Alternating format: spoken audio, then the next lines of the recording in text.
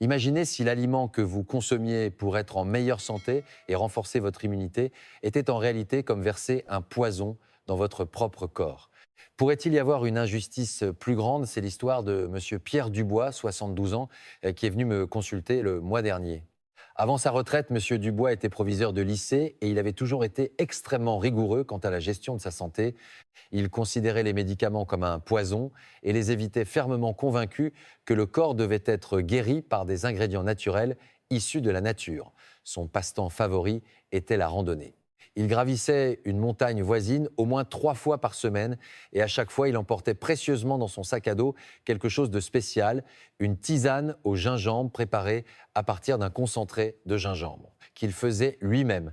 Il avait l'habitude de dire qu'une fois au sommet, alors que la sueur commençait à sécher, boire une tasse de cette tisane au gingembre chaude et piquante réchauffait tout son corps et semblait faire disparaître toute sa fatigue. Cependant, un jour, des symptômes étranges ont commencé à apparaître chez Monsieur Dubois. Au début, il a simplement senti que sa gorge le grattait un peu, puis sa voix a commencé à devenir rauque et finalement, elle s'est transformée au point de devenir métallique et il avait du mal à parler. Naturellement, Monsieur Dubois a pensé qu'il avait attrapé un rhume ou que ses cordes vocales s'étaient affaiblies avec l'âge. Alors qu'a-t-il fait?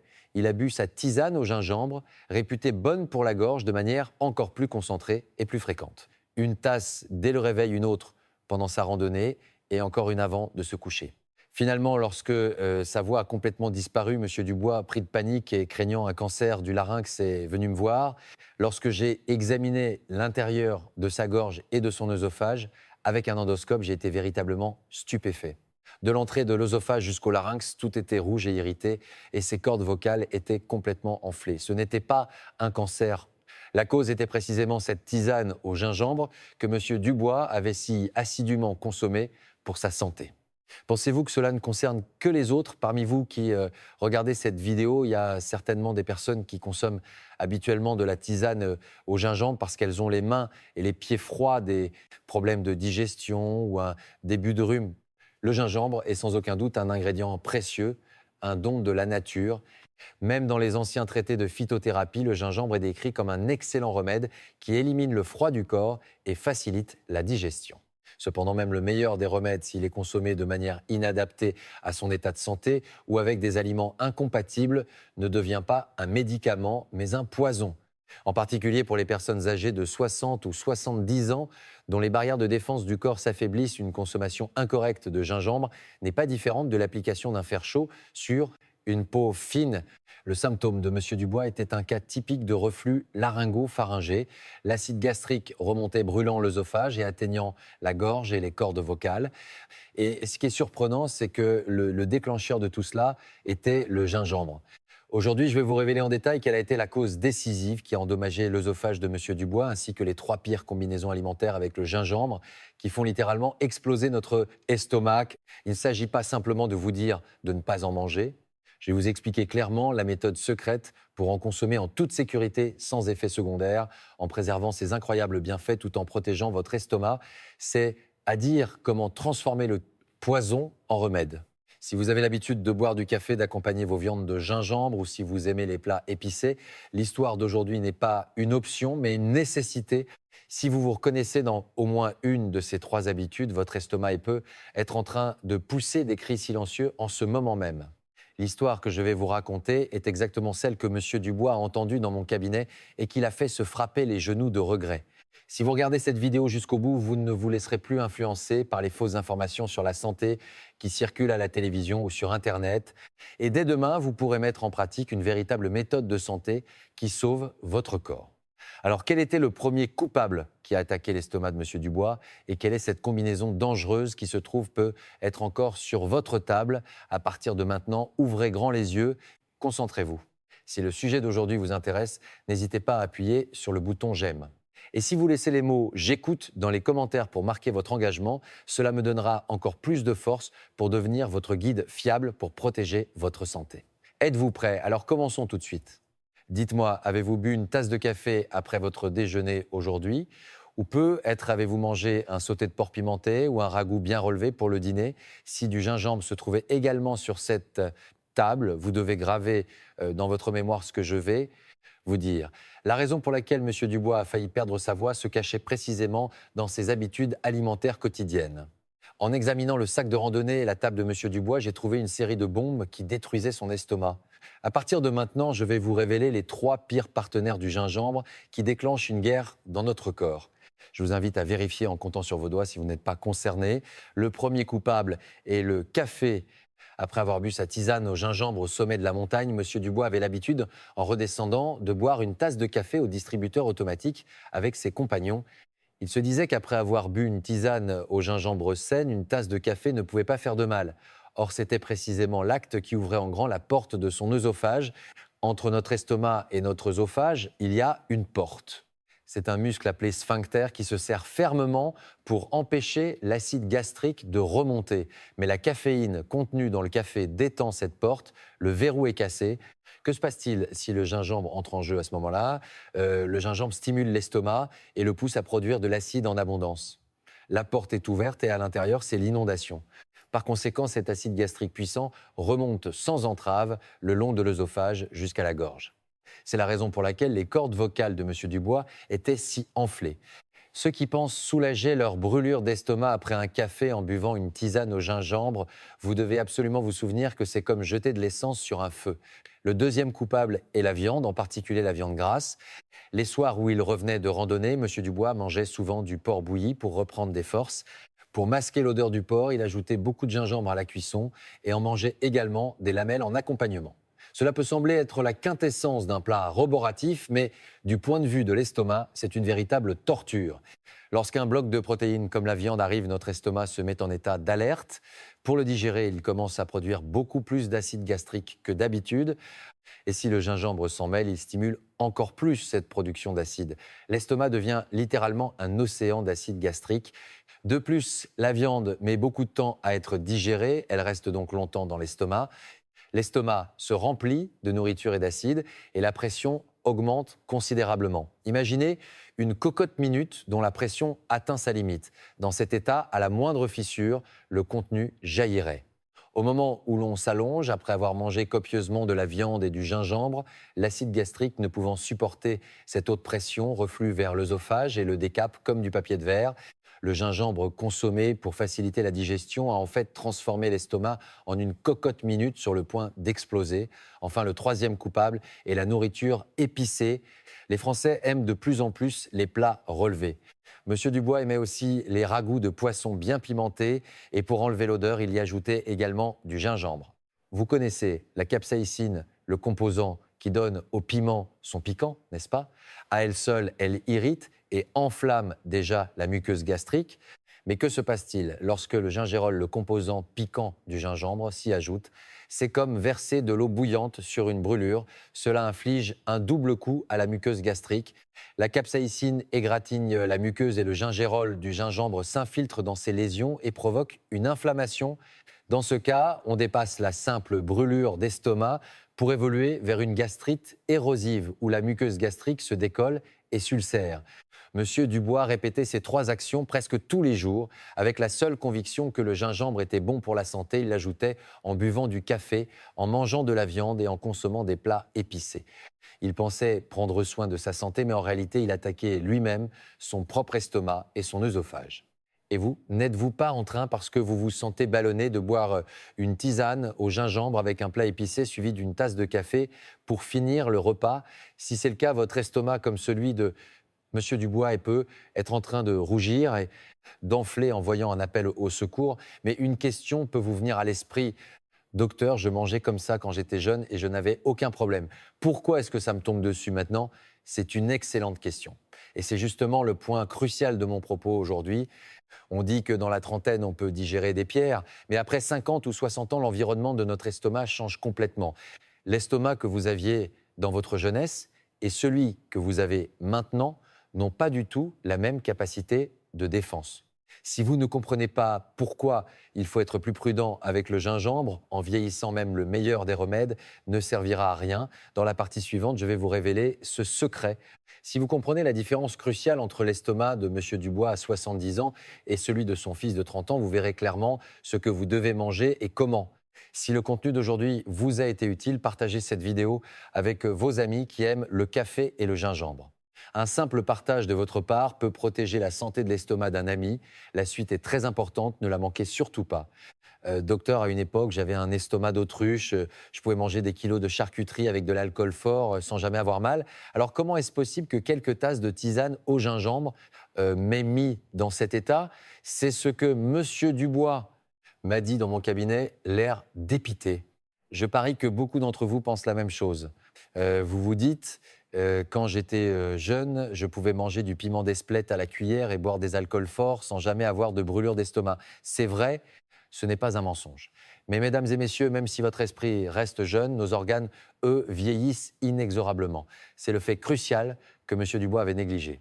L'estomac d'un homme de 70 ans n'a pas la même épaisseur de parois protectrices que celui d'un homme de 30 ans. Si vous ne comprenez pas cela, vous aurez des problèmes même en consommant le plus sain des aliments. Pour que ce soit plus simple, laissez-moi utiliser une analogie vestimentaire. La muqueuse de l'estomac d'une personne de 20 ou 30 ans est comme une veste en cuir épaisse et robuste. Avec une veste en cuir, même si quelques étincelles vous touchent, vous ne sentez pas la chaleur. Manger épicé salé ou même si votre estomac produit un peu plus d'acide, cette épaisse muqueuse bloque tout. C'est pourquoi à cette époque, vous pouviez mâcher du gingembre cru ou le boire avec du café et simplement penser « Ah, ça réveille sans autre conséquence ». Mais que se passe-t-il après 5-0, 6-0, 7-0 ans? Notre muqueuse gastrique, comme notre peau, s'amincit et s'atrophie. Médicalement, on appelle cela la gastrite atrophique. Pour le dire simplement, c'est comme si vous aviez enlevé cette épaisse veste en cuir pour ne porter qu'une fine chemise en soie d'été. Imaginez, vous ne portez qu'une fine chemise en soie et une étincelle tombe dessus. Que se passerait-il? Le tissu fondrait immédiatement et votre peau nue serait brûlée. L'estomac de M. Dubois est exactement dans cet état. Sa barrière protectrice est amincie au maximum et il y a jeté la puissante étincelle qu'est le gingembre. Le principal composant piquant du gingembre est le gingérol. Ce gingérol a pour fonction de stimuler les mouvements de l'estomac. Quand l'estomac est paresseux, il le pousse pour le faire bouger, ce qui donne une sensation de meilleure digestion. Mais le problème, c'est l'excès. Lorsque le gingérol entre en contact avec une muqueuse gastrique amincie, il provoque une forte irritation, comme si l'on versait de l'alcool sur une plaie ouverte. Il gratte directement la paroi de l'estomac. De plus, après 50 ans, la force du muscle qui ferme la jonction entre l'estomac et l'œsophage diminue. C'est comme un vieil élastique qui se détend et ne serre plus bien. C'est la même chose. La muqueuse gastrique est amincie et sensible aux irritations et la porte qui empêche le reflux acide est desserrée. Dans cette situation catastrophique, M. Dubois, sous prétexte que c'est bon pour la santé, s'est versé quotidiennement des tisanes de gingembre concentrées. Comment son œsophage aurait-il pu le supporter?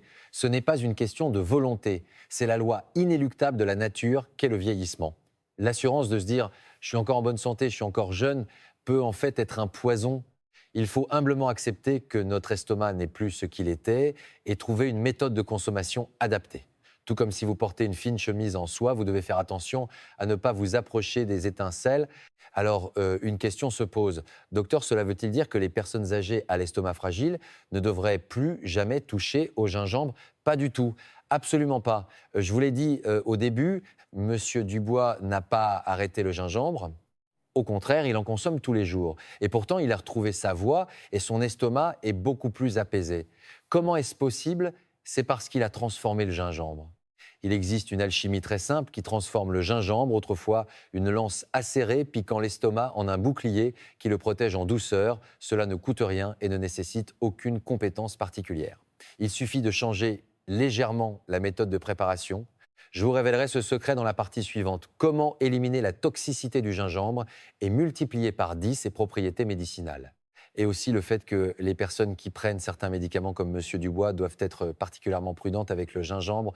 La véritable méthode de consommation du gingembre qui sauve votre corps. Préparez maintenant un stylo et du papier.